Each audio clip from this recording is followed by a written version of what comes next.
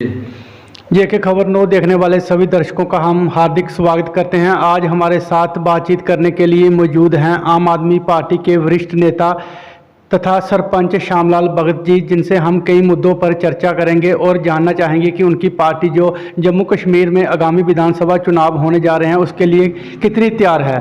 श्यामलाल जी, बहुत बहुत स्वागत है हमारे चैनल में। सर, जम्मू कश्मीर में जो इस तरह से आहट आ रही है कि जल्द विधानसभा चुनाव हो सकते हैं, तो और आपकी पार्टी कितनी तैयार है चुनावों के लिए?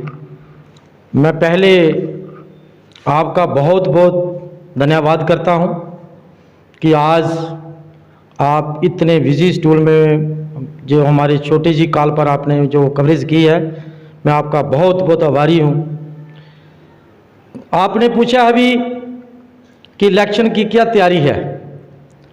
मैं जे सोनलाल चौधरी जी आपको ये बता देना चाहता हूं कि आने वाले चुनाव में हम फुल तैयारी से जो 90 सीटें हैं, आम आदमी पार्टी 90 की 90 सीटें पे इलेक्शन लड़ने जा रही है। और ये मैं आपको साथ ही बताना चाहता हूं कि आने वाले दिनों में जो जम्मू कश्मीर में आम आदमी पार्टी फुल मेजॉरिटी के साथ सरकार बनाने जा रही है और बनाएगी। सर, अगर आम आदमी पार्टी सत्ता में आती है तो क्या प्रमुख मुद्दे रहेंगे? किस तरह से लोगों की समस्याओं का जो है आम आदमी पार्टी समाधान करने के लिए प्रयास करेगी? बहुत अच्छा क्वेश्चन किया है सोनलाल चौधरी जी आपने, कि जब हमारी पार्टी सत्ता में आएगी, पहला हम जम्मू कश्मीर में मुफ्त बिजली देंगे, पानी देंगे, हेल्थ देंगे, एजुकेशन। दिल्ली मॉडल आपको मालूम ही है कि जो हमारे नेता हैं केजरीवाल जी, उन्होंने दिल्ली मॉडल बनाकर दिया है, उसी मॉडल पर हम जम्मू कश्मीर बनाने जा रहे हैं। अगर आप जनता ने मौका दिया, और मैं देता हूं, आपको बताना चाहता हूं कि मौका सरकार को इस बार आम आदमी पार्टी को जनता ने मन बना लिया है। जनता बिल्कुल तैयार बैठी है। हम सुबह से लेकर शाम तक जनता के बीच में हैं। लोग वक्त का इंतजार लोग कर रहे हैं।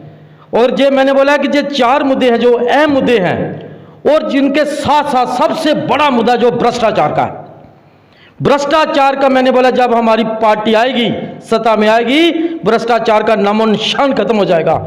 जैसे मैंने बोला, कल भी जो डीसी की मीटिंग हुई थी इधर, वहां भी मैंने बोला है कि जितनी करप्शन अभी चल रही है बीजेपी की सरकार में, मैंने बोला कि आज तक कभी नहीं देखी है, 70 साल में इतनी नहीं देखी है। जो भी आदमी अपना भ्रष्टाचार, जो नेता अपना भ्रष्टाचार खत्म करना चाहते हैं, वो बिल्कुल ज्वाइन करेंगे आप बीजेपी। और जो आदमी सही है, वो जो अपना ईमानदारी की कमाई कर रहा है और ईमानदारी की जिंदगी व्यतीत कर रहा है, वो आदमी आज भी हमारे साथ खड़ा है।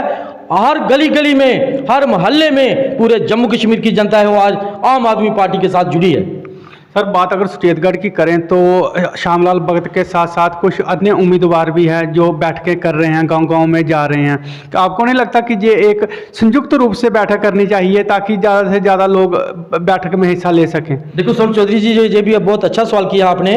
हमारी पार्टी का संदेश कुछ दिन पहले हुआ है, लेकिन मैं उस पर ज़्यादा टिप्पणी नहीं करना चाहता हूँ। लेकिन जब से मैं अपनी बात करता हूँ, मेरे पार्टी ने मेरे को जो संदेश दिया, मैं उनका हुक्म के गुलाम हूं, मैं उनका कहना मान रहा हूं। बाकी जो दूसरे नेतागण हैं, जो लोग अपनी मन मर्जी कर रहे हैं, मैं उसके ऊपर नहीं बोलना चाहता हूं, वो पार्टी हाईकमान देख रही है।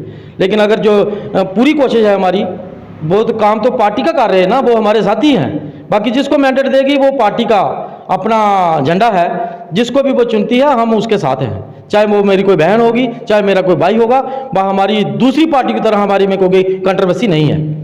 हम जिसको भी मैंडेट हमारी पार्टी देगी, हम उसके साथ शाना उनके साथ हैं। श्यामलाल भी कैंडिडेट हो सकते हैं? नहीं, ये मैं नहीं कह सकता हूँ। ये आपके लोगों की आवाज़ होगी, जो भी मैंने बोला कि पार्टी फैसला करेगी, हम उसके ऊपर खरा उतरने की कोशिश है पूरी हमारी। आपका चुनाव प्रचार, आप भी गांव-गांव में जाकर बैठकें कर रहे हैं, ज़्यादा से ज़्यादा लोगों को पार्टी के साथ जोड़ने का प्रयास किया जा रहा है। अब तक कितने गांव को आप कवर कर चुके हो और कितने लोग जो है पार्टी के साथ जुड़ चुके हैं? देखो, मैंने बोला है कि सर बात ऐसी है कि जब से मैं डीडीसी तरनजीत टोनी जी के साथ इलेक्शन लड़ा हूँ, हमने तो एक दिन भी घर में नहीं रहे हैं। 1.5-2 साल हो गए हमारे को घर से बाहर निकले हुए। सुबह जाते हैं, शाम को आते हैं। कोई ऐसा गाँव नहीं है, मैंने बोला कि आप ही बता दिए कि जहाँ तक हम पहुँच नहीं पाए हैं।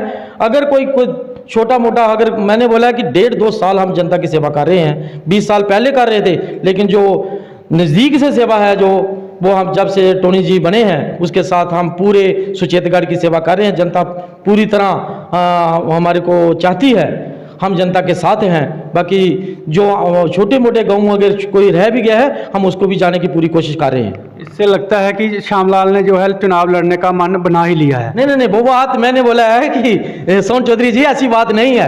मैंने बोला कि जो पार्टी का एजेंडा है, पार्टी अगर जिसको मैंडेट देती है, मैंने बोला हम श्यामलाल। आप कह रहे हैं कि हम जब से निकले हैं गांव-गांव में जा रहे हैं, लोगों की सेवा कर रहे हैं, इसका मतलब कि श्यामलाल ने मन बना ही लिया। ऐसी बात नहीं है जो आप बोल रहे हो। मैंने बोला कि हम जब से डीडीसी हमारे जीते हुए हैं उस टाइम तो सर अपने सोन चौधरी जी उस टाइम तो कोई इलेक्शन का मुद्दा ही नहीं था कि रिजर्व होगी नहीं जल्दी। हालात ऐसे बन गए हैं कि रिजर्व होगी है, तो उसके बाद अगर जो फैसला, मैंने बोला कि पहले तो हम बोल सकते थे कि मैं इलेक्शन लड़ रहा हूं, लेकिन अभी हमने पार्टी ज्वाइन की है, 2-3 महीने हो गए हैं। दिल्ली में 100 आदमी के साथ 20 सरपंच लेकर मैंने दिल्ली में ज्वाइन की है पार्टी।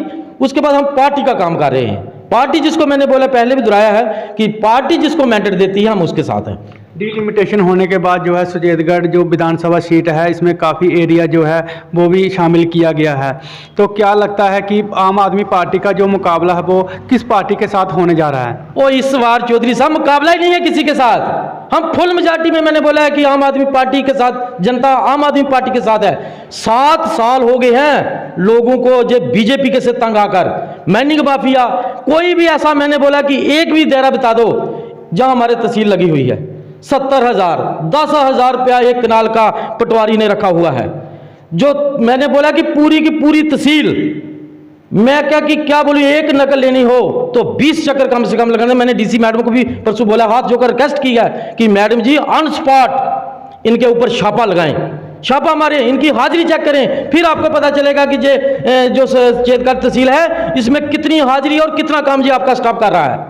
मैंने बोला मैं खुद की बात करता हूं कि अगर एक नकल लेनी चाहिए तो मैंने बोला कि स्टाफ नहीं मिलता है। जब बोलते हैं जी डीसी मैडम ने बुलाया, हर मीटिंग चल रही है, तो जो नैब तहसीलदार के बारे में पूछिए, बोले जी नैब। मैंने बोला कि स्टाफ का एक भी आदमी, कुछ ऐसे दिन होते हैं कि बस पीए नहीं खोलता है, बाकी कोई स्टाफ मिलता ही नहीं है। तो सर आपके ही डीडीसी हैं सुचेतगढ़ से, तो क्या लगता है कि लोगों की आवाज़ नहीं सुनी जा रही है? देखो बात मैंने बोला है कि जो सरकार है, ये तानाशाही सरकार के साथ साथ जो जनता द्वारा उम्मीदवार लोग चुने गए हैं उनका फर्ज नहीं बनता क्या? मैंने बोला सर बहुत बार उन्होंने वो बात उठाई है डीसी मैडम को, डिब काम को, जिसको तक, लेकिन बात ऐसी है यार, ये हिटलर सरकार है।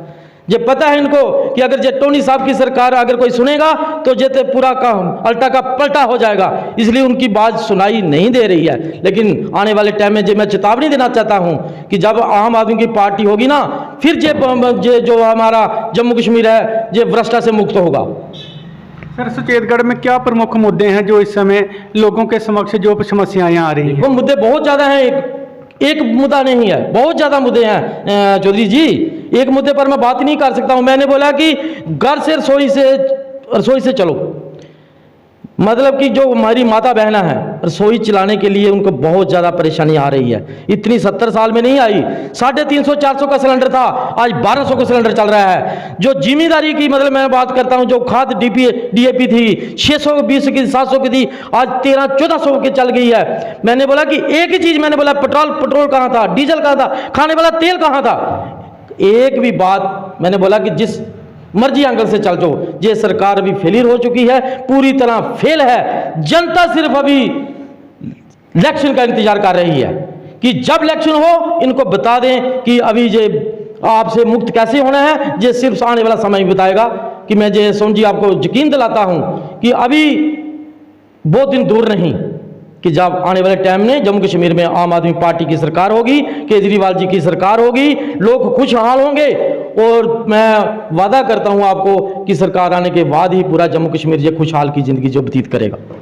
हमारे साथ बातचीत करने के लिए मौजूद थे आम आदमी पार्टी के वरिष्ठ नेता तथा जो मौजूदा सरपंच भी हैं श्यामलाल भगत जी, जिन्होंने कहा कि जम्मू कश्मीर की जनता जो है चुनाव का इंतजार कर रही है, जैसे ही चुनाव होते हैं तो आम आदमी पार्टी जो है सत्ता में आ जाएगी।